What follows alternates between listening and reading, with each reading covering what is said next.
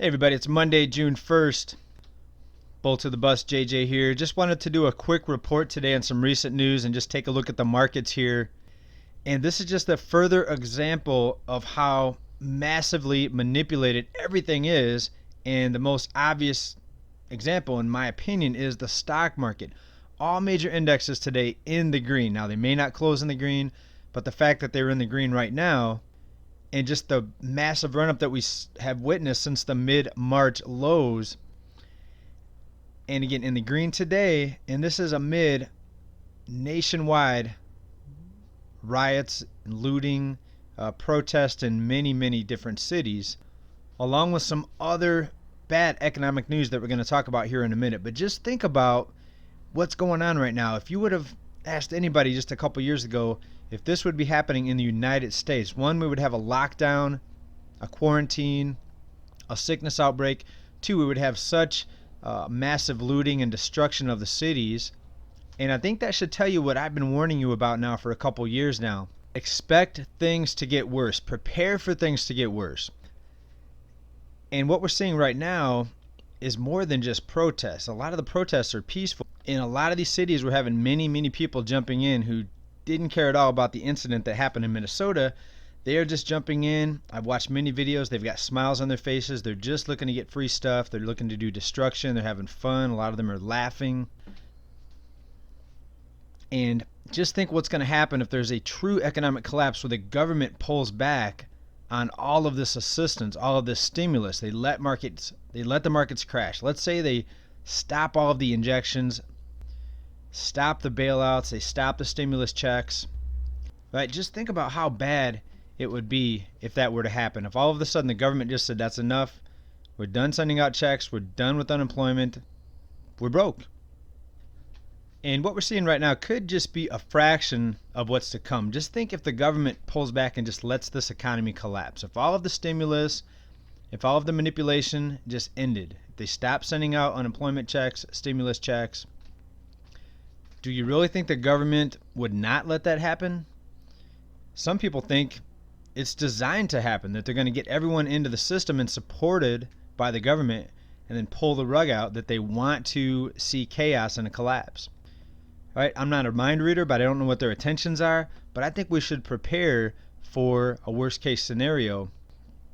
And we can see how a lot of people act during times of crisis or outrage. Imagine the type of outrage that would happen if the government stopped sending out all the stimulus. Again, an economic collapse is going to bring out the worst in people, and it could be many times worse than what we're seeing right now. So prepare. Now let's take a look at the markets here real quick. And I wanted to bring up a chart of silver. Now the physical price is highly disconnected from the paper price that we're seeing, but even looking at the paper price here in the past month, we are seeing a steady rise in silver. Now honestly, you can't get it for less than $21. You can still get it at a couple bullion dealers. I stack and I do get additional silver every month. I use SD Bullion.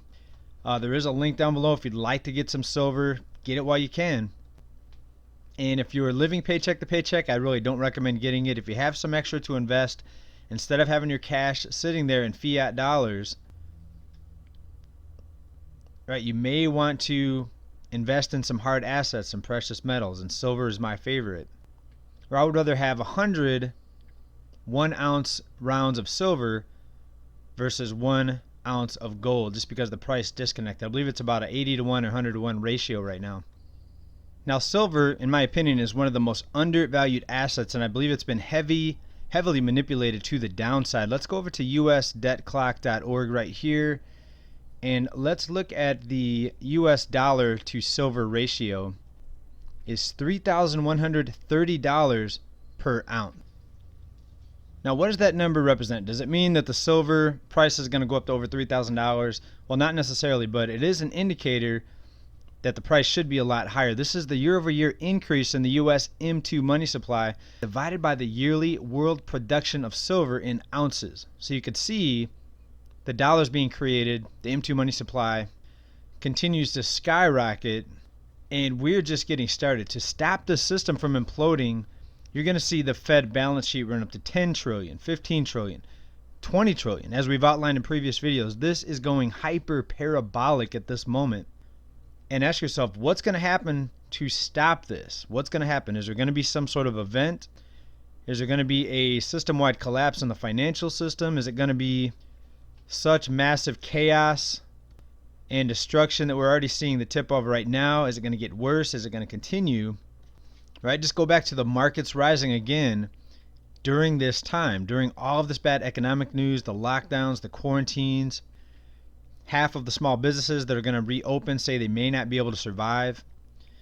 And that doesn't even count all of the businesses that have already given up. They've just declared that they cannot reopen.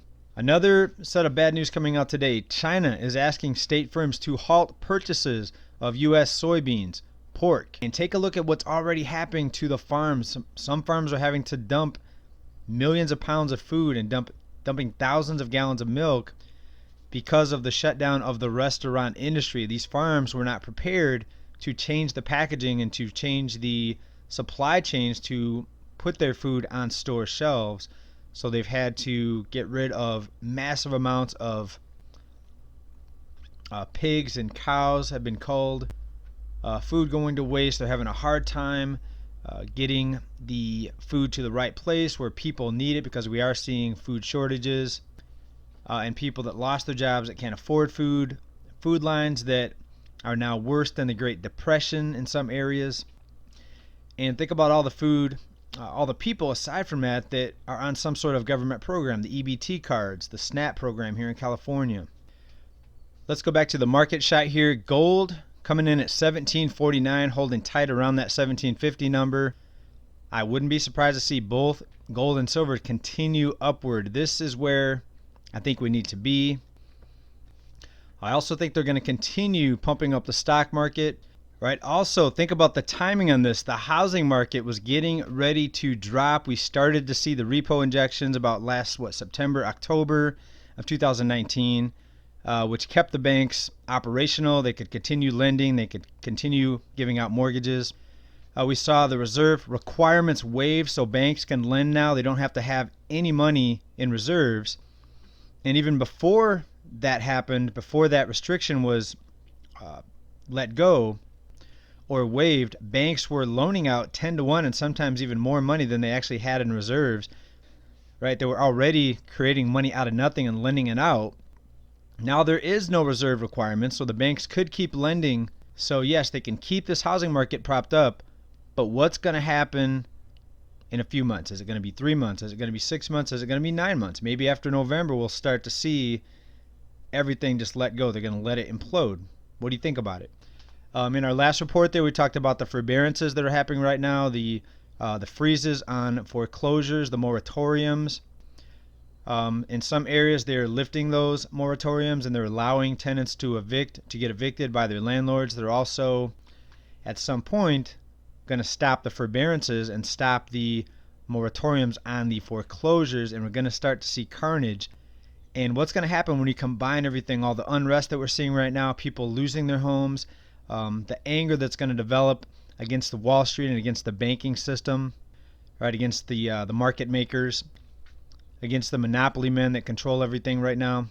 As people begin losing their homes, whenever that's going to happen, 6 months, 12 months, right, your guess may be as good as mine. Let me know what you think down in comments.